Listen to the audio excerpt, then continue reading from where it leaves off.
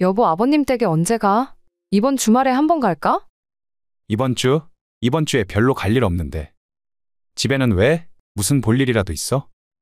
아니, 별다른 건 아니고 저번에 어머님, 아버님이랑 술 마셔보니까 재밌더라.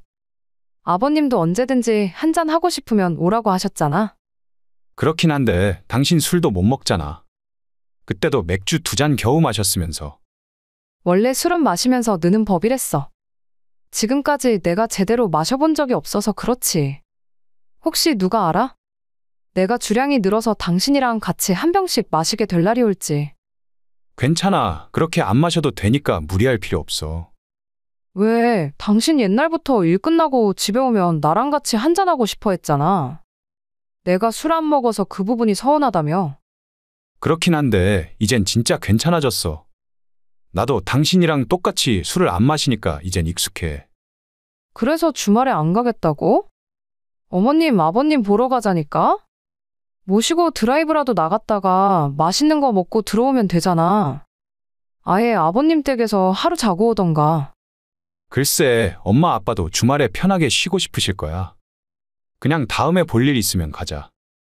에이, 아들 며느리 찾아온다는데 싫어하는 부모가 어디 있어? 그러지 말고 한번 물어봐봐. 서해안 놀러 갔다가 오는 길에 회 같은 거 사와서 어머님, 아버님이랑 집에서 한잔하지 뭐. 왜 그렇게 갑자기 술 마시는 것에 집착하고 그래? 원래 당신은 술 안 마셨잖아. 지금까지는 그랬는데 저번에 한 잔 마셔보니까 기분 좋더라고. 당신도 술 잘 마시고 어머님, 아버님도 다들 잘 드시는데 나만 술 못 먹으니까 조금 소외받는 기분? 그래서 이번 기회에 주량을 좀 늘려보고 싶어. 알겠어. 당신이 무슨 생각인지는 알겠는데 차라리 나랑 둘이 마시자. 오빠랑 마시면 재미없지. 어차피 맨날 보는 사람인데. 왜? 어머님, 아버님이 나 싫대. 이제 오지 말래? 그런 게 아니라 엄마 아빠도 주말에 약속 있을 수도 있고 집에서 편하게 쉬고 싶을 수도 있으니까 그렇지.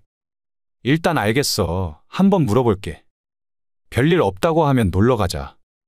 그래, 세상에 며느리가 먼저 놀러 가겠다고 하는데 싫다고 하는 시부모님이 어디 있겠어? 하지만 아내의 생각과는 달리 저희 부모님은 아내가 놀러 오는 것을 무서워합니다.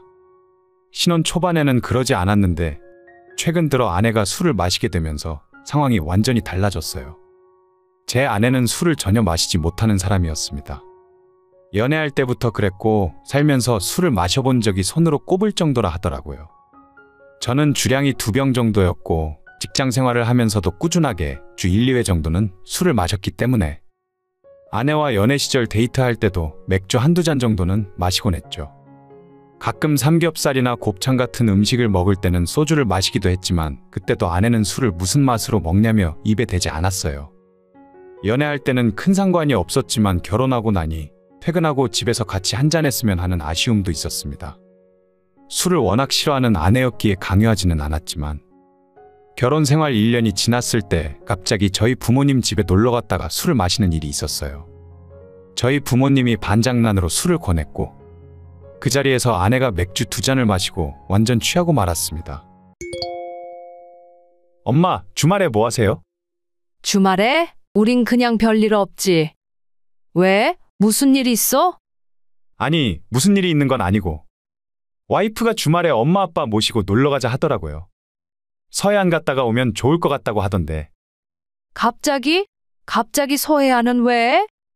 설마 또 술 마시자는 건 아니지? 왜 아니겠어요. 가서 놀다가 회 포장해 와서 엄마 집에서 한잔 하자고 하더라고요. 아니, 걔는 술도 못 마시는 애가 하루가 멀다 하고 술 타령이야. 또 얼마나 술주정을 부리려고. 일단 내가 좀 둘러대긴 했는데 그래도 꼭 같이 놀러 가고 싶은가 봐요. 나는 걔가 술 마실 거면 안 가. 내가 그날 너희들 가고 나서 화장실이랑 거실이랑 싹 다 치웠잖아. 진짜 걔는 술버릇도 어쩜 그리 고약하니. 맥주 2잔 마시고 그렇게 취하는 애는 처음 봤어. 그러니까요. 술도 못 마시니까 이제는 마시지 말라고 했는데 오히려 앞으로는 더 마시겠다고 하는 것 같아요. 걔는 안 돼. 그러다가 큰일 한번 난다. 술버릇도 안 좋고 술도 너무 못 마셔. 마시다 보면 주량이 늘 거라는데. 그 사이에 큰일 난다니까. 그나마 그때는 우리 집이었으니까 내가 혼자 고생하고 말았지. 밖에서 그렇게 취하면 경찰 불러야 돼. 아무튼 엄마는 안 가신다는 거죠? 아빠는요? 아빠는 그때 보니까 며느리가 술 마신다며 좋아하시던데. 말도 마라. 너희 아버지 비위 약한 거 알지? 너희들 가고 난 다음에 청소하면서 혼자 헛구역질을 얼마나 하던지. 앞으로 며느리 집에 오는 날에는 우리 집에 있는 술 다 가져다 버린다더라. 그 정도야? 아무튼 알겠어요. 내가 알아서 잘 이야기할게. 그래, 술 마실 거면 앞으로는 우리 집에 오지 마. 아내는 예전에 저희 부모님 집에서 맥주 2잔을 마신 후 30분 동안 얼굴이 벌겋게 달아오른 상태로 정말 말을 많이 했어요. 유쾌한 이야기부터 평소에 마음에 쌓아뒀던 이야기까지 싹 다 해버려서 저희 부모님을 당황하게 만들었고, 거실에 1번, 화장실에 2번 오바이트를 해놓고 그대로 잠들어 버렸습니다. 제가 아내를 집에 데려왔고 다음날 일어나 전날에 있었던 일을 전혀 기억을 못 하더라고요. 저희 부모님도 아무 말 못한 채 뒷정리를 하셨고, 저 역시도 아내에게 뭐라고 말을 해야 좋을지 몰라 그날의 일은 그냥 조용히 넘어가게 되었습니다. 아내는 요즘도 제게 시댁에 놀러 가자는 말을 종종 하지만 저희 부모님은 절대 사양하고 있어요. 집에서 아내와 단둘이 몇 번 술을 마시기도 했지만 여전히 맥주 1~2잔으로 인사불성이 되곤 합니다. 저도 이제는 아내와 술을 마시기 싫어졌는데 아내는 오히려 주량이 늘은 것 같다며 더 자주 마시자고 하네요. 언젠가 아내에게 당신 술버릇 정말 최악이라고 말을 해줘야 하는데 자기가 꽤 술을 잘 먹는 줄 알고 있어서 차마 말을 못하겠네요. 이러다가 어디 나가서 술 먹고 사고 치지나 않을까 걱정입니다.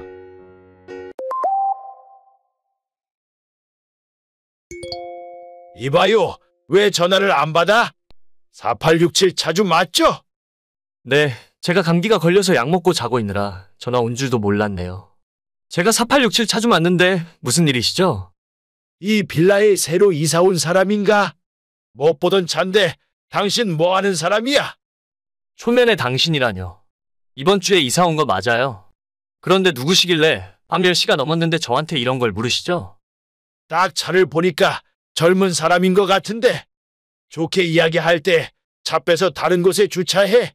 오늘은 잘 몰라서 그랬다고 생각해서 한번 봐줄 테니까 빨리 내려와서 차 다른 곳으로 옮겨줘. 아까부터 대체 무슨 말씀을 하시는 건지 모르겠네요. 저 건물 계약할 때도 주차에 대해서는 별말 못 들었는데 혹시 건물주분이세요? 건물주는 아니고 내가 이 빌라에서 산 지가 5년이 넘어. 계속 이 자리는 내가 지정석처럼 쓰고 있었다고. 지금 창문으로 내려다보니까 주차장에 자리도 아직 남아있는데 그냥 아무데나 주차하시면 그만이지 대체 왜 이러시는데요? 그리고 저를 본 적도 없으면서 왜 초면부터 반말을 하십니까? 저도 나이 30 넘었고 함부로 반말 듣고 다닐 나이는 아니거든요.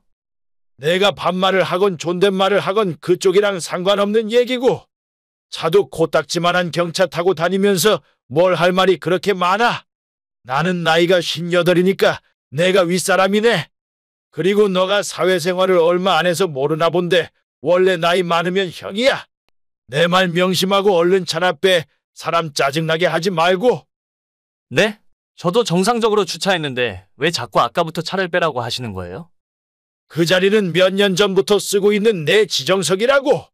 이 빌라에 모르는 사람이 없어. 다 물어봐. 혼자 주차할 수 있는 넓은 자리는 가장 크고 좋은 차를 타고 다니는 사람 몫이야. 내가 그곳에 주차하지 말라고 주차금지 편말까지 사서 세워놨는데 그걸 다 치우고 감히 차를 세워? 버르장머리 없는 놈 같으니. 그게 제가 얼마 전에 이사와서 이런 말씀드리긴 뭐한데 예전부터 지켜보고 있었는데 이 자리는 그쪽처럼 가운데 주차 안 하면 작은 차는 2대, 아니 3대까지 될 수 있는 자리거든요. 안 그래도 새벽에는 주차 자리 부족한데 혼자 넓은 자리 다 쓰시는 건 좀 아니라고 생각해요. 어린 놈이 말하는 싸가지하고는 큰 차니까 넓은 자리에 대는 게 당연하지. 너 내가 누군지 알아? 저야 모르죠. 그냥 이 빌라에 사는 사람이라는 것 밖에는. 내가 왕년에는 말이야 사업체 여러 개 운영하고 잘 나갔던 사람이야. 그때 만났으면 너는 나한테 이렇게 말대꾸도 못했어. 그렇게 만만한 사람이 아니라고 내가 알겠냐? 그건 그런데 이건 진짜 좀 아닌 것 같아요. 애초에 한 대만 주차하라고 있는 자리가 아닌데. 그쪽이 조금만 양보하시면 주차 한 대를 더 할 수 있는 곳이잖아요. 왜 이러시는 거예요, 대체? 왜 이러냐니 몰라서 물어? 골 때리네 이 친구. 당신 내 차 뭔지 알지? 알죠? 검은색 제네시스. 그래, 내 차가 신차로 얼마짜리인 줄이나 알아? 글쎄요. 한 6천, 7천 하나요? 7천? 진짜 세상 물정이라곤 하나도 모르는 친구네. 옵션까지 다 하면 1억이야, 1억. 하긴 코딱지만한 경차나 타고 다니는 너가 뭘 알겠냐? 코딱지만 하다뇨. 저한테는 소중한 첫차예요. 그리고 그쪽 차도 신형도 아니고 옛날 모델이잖아요. 지금 중고차 시세로 보면 3천만 원밖에 안 할 텐데. 누가 중고차 값을 따져? 차를 샀을 때 가격을 생각해야지. 원래 좋은 차는 주차 공간을 넓게 쓰는 게 좋아. 그래야 옆차들도 알아서 피해가는 거지. 아니 그런 게 대체 어디 있어요? 내가 그렇다면 그런 거지 왜 자꾸 말대꾸야? 이 빌라 사람들 아무도 나한테 뭐라고 못하는데 네가 뭔데 자꾸 딴지를 걸어? 여기서는 나보다 좋은 차 타는 사람 하나도 없고 내 말이 곧법이야. 당장 나와서 차 안 빼면 내가 다 때려 부숴버리던지 아니면 전화해서 견인해 내가라고 할 거야. 코딱지만 해서 그냥 쏙 넣고 가면 되겠네. 아니요. 그냥 제가 앞으로 그 자리에 주차 안 할게요. 됐죠? 진작 이렇게 나왔어야지. 꼭 이렇게 내가 성질 부리고 무섭게 해야 말을 듣니? 무섭다뇨. 전혀 그런 건 아닌데요? 그냥 제가 피하는 거죠. 똥이 무서워서 피합니까? 더러워서 피하는 거지.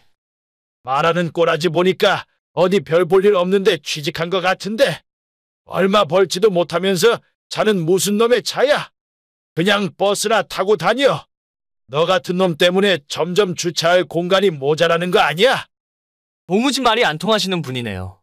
제가 말을 말죠. 그래, 앞으로 내 눈에 띄지 마라. 새로 직장을 옮기게 되면서 부모님 댁을 떠나 새로 집을 구하게 되었어요. 4층짜리 빌라였는데 1층에 있는 공간에 입주민들이 주차를 할 수 있는 곳이었죠. 주차 자리가 넉넉한 건 아니라서 새벽에 늦게 들어오는 사람들은 빌라 주차장에 차를 못 대고 근처의 골목에 차를 대야 했었는데 그 중에 한 사람이 최소한 2대는 넉넉하게 될 수 있는 빌라 입구 앞 주차 공간에 맨날 가로로 주차를 하더라고요. 처음에는 건물주인가 싶었지만 자세히 보니 그것도 아니었고 그냥 개념 없고 아나무인이 따로 없는 그런 사람이었습니다. 부모님 댁에서 회사를 다닐 때는 차가 필요 없어서 사지 않았는데 이곳은 대중교통이 불편해서 어쩔 수 없이 1200만 원 주고 작은 소형차를 중고로 사게 되었어요. 소형차 타고 다니면 사람들이 무시한다는 말은 많이 들어왔지만 이사 오자마자 이런 일이 생길 줄은 몰랐죠. 언젠가 복수해야겠다 생각하면서 벼르고 있었는데 그로부터 2달 후 제 차가 고장이 나서 수리를 맡기고 저희 어머니 차를 끌고 오게 되었습니다. 저기 사장님, 전화를 안 받으시네요. 주차 때문에 그러니까 이거 보시는 대로 연락 부탁드립니다. 오랜만이네요. 저 303호예요. 뭐야, 너냐? 차가 왜 달라졌어? 그 사이에 로또라도 된 거야? 로또 됐으면 이 거지 같은 빌라에서 안 살죠. 아무튼 그건 알 거 없고 또 저보고 차 빼라고요? 그래, 거기는 원래 내 자리잖아. 차 좀 당장 빼줘. 아저씨가 저번에 저한테 그러셨잖아요. 비싸고 큰 차는 넓은 곳에 주차해도 된다고요. 너 이거 너 차도 아니잖아. 어디서 외제차를 빌려와서 일하니야? 그리고 아저씨가 했던 말 중에 사회생활하면 돈 많은 사람이 형이라면서요? 나한테 형이라고 불러봐요. 그럼 한번 차 빼줄지 말지 생각이라도 해볼 테니까. 헛소리 하지 말고 빨리 차 빼. 나 바쁜 사람이야. 너가 어디서 이런 비싼 차를 가져왔는지는 모르겠지만 거긴 원래 내 자리라고. 못 빼겠는데? 내 차는 그쪽 차보다 2배는 더 비쌀걸? 다 썩은 중고차 가지고 유세 떨기는.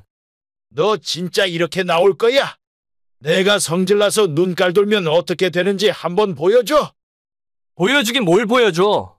괜히 내 차 건드렸다가 수리비 폭탄 맞지 말고 그냥 곱게 저쪽 자리에 주차해. 난 지금 바쁘니까 쓸데없이 연락하지 마. 나도 더 이상 못 참는다. 나중에 울고불고 후회하지 마.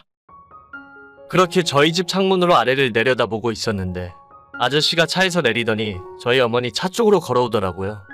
혹시나 싶어서 핸드폰을 꺼내 동영상 촬영을 시작했고 잠시 후에 저희 엄마 차 백밀러와 헤드라이트를 발로 차서 깨트렸습니다. 그 모든 장면을 동영상 촬영을 한 뒤에 저는 바로 경찰을 불렀고 5분도 안 되어 경찰이 도착해서 아저씨를 현장에서 붙잡았어요. 당연히 그 아저씨는 재물손괴로 입건됐고 어머니 차는 공식 수리센터로 입고했어요. 저희 부모님도 그 동영상을 보시고 화가 머리끝까지 나서 고소하겠다고 하셨습니다. 제가 정말 미안합니다. 이렇게 빌 테니까 한 번만 용서해 주세요. 아니, 저한테 왜 갑자기 존댓말을 하세요? 아무튼 방금 센터 입구하고 렌트카 받는 중이라서 좀 바쁘네요. 정식 절차대로 수리 다 받고 청구할 테니까 기다리고 계세요. 아니, 선생님. 제가 순간 화를 못 참아서 큰 실수를 하게 된 것 같아요. 정말 죄송합니다. 이번 한 번만 어떻게 좀 봐주시면 안 될까요? 자기 승질도 못 이겨서 남의 차 발로 차서 박살내놓고 이제 와서 미안하면 다예요? 말 한마디로 용서가 되는 부분입니까? 보험도 안 되고 제가 생돈으로 물어내야 하는데 조금만 선처를 해주세요. 저 아직 차 할부금도 남아있는데 여윳돈이 한 푼도 없어요. 그럼 방을 빼던지 차를 팔던지 알아서 하시면 되겠네요. 벌금 나오는 건 알아서 내시고 그쪽이 돈이 있던 말던 저는 민사소송이라도 해서 끝까지 받아낼 테니까 그렇게 알고 계세요. 하다못해 렌트카라도 안 받으면 안 될까요? 제가 출근 퇴근하실 때 태워다 드릴 수 있는데. 제가 그런 똥차를 왜 탑니까? 아무튼 법대로 진행할 테니까 기다리고 계세요. 저희 어머니 차는 작년에 새로 출고한 B회사의 큰 세단이에요. 아버지는 SUV를 좋아하셔서 높은 차를 타고 다니시고 엄마는 예전부터 높은 차는 멀미나서 못 타겠다면서 세단만 타고 다니시더라고요. 저도 이번에 알았는데 그 차 헤드라이트에 레이저가 들어가는 바람에 한 짝 가격이 500만 원 가까이 한다는 걸 알았습니다. 수리 다 받고 센터 견적만 800만 원 정도 나왔고 제가 일주일 동안 렌트카 타고 다닌 비용까지 합하면 1000만 원 돈이었죠. 합의금까지 포함해서 진짜 민사로 소송까지 걸 생각이었고 그 아저씨한테 내용 증명을 하나 보냈더니 바로 이틀 뒤에 저희 부모님 계좌로 돈이 들어왔어요. 정말 빌라 보증금이라도 뺀 건지 아저씨는 얼마 뒤에 이사를 갔고 혼자서 주차하던 자리에는 매일 2대가 넉넉하게 주차를 하고 있습니다. 요즘 세상에 갑질이 웬 말인지 모르겠어요. 바로 태도가 돌변하는 것도 재미있었고 저는 최소한 차로 사람을 판단하는 바보가 되지 말아야겠다 생각이 들더라고요. 오늘의 사연은 여기까지입니다. 구독과 좋아요 알림 설정은 많은 힘이 됩니다. 다들 행복하시고 좋은 하루 되세요.